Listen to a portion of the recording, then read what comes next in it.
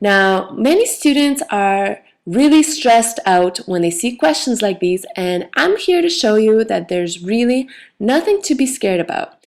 Let's begin with 4/15 multiplied by 2. I'm going to rewrite it as 4/15 times 2 over 1. Now I will multiply the two numerators together. 4 times 2 gives me 8. And I will multiply the two denominators together. 15 times 1 gives me 15. And that's it. Now let's look at the steps for perfect multiplication. First, you're going to reduce your fractions across. We didn't have to do that in the first example, but I'll show you exactly what that means in the second example. Second, you just multiply your numerators together and your denominators together. And third, you want to reduce your final answer. Now, 8/15 did not have to be reduced, so that's why we were done. So the first thing I will do is reduce the 3 and 15. I'll take out the greatest common factor of 3 to make it a 1 and 5. I'm going to do the same thing with the 2 and 4. Take out the greatest common factor of 2 to make a 1 and a 2. Now I can rewrite the question as 1 over 2 times 1 over 5.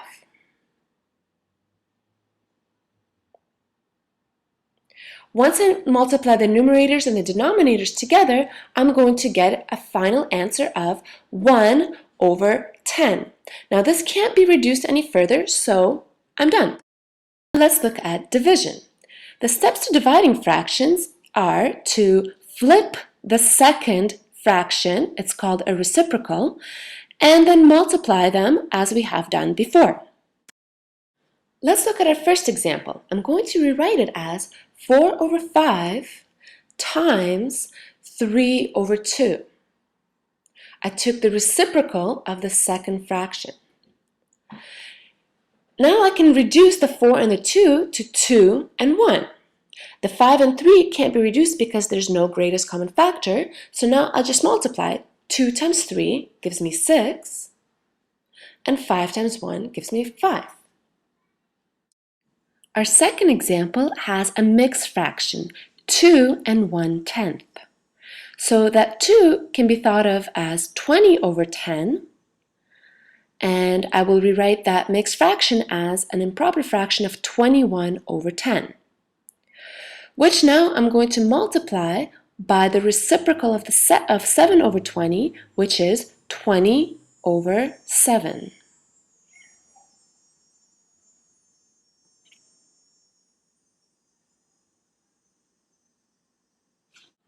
Now I can reduce across 21 and 7. I can factor out 7 to get 3 and 1, and 20 and 10, I can factor out 10 to get 2 and 1.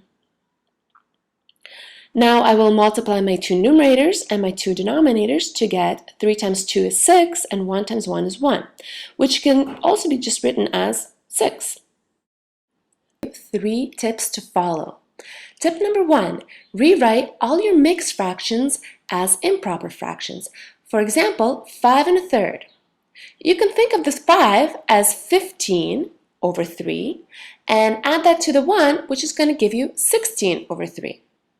Now you can safely multiply. Tip number 2, reduce or simplify all of your fractions before starting. That's going to give you smaller numbers to work with. For example, 6 over 8 should be rewritten as 3 over 4.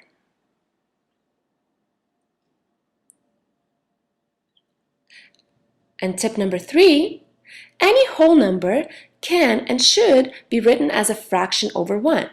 For example, 7 is just 7 over 1.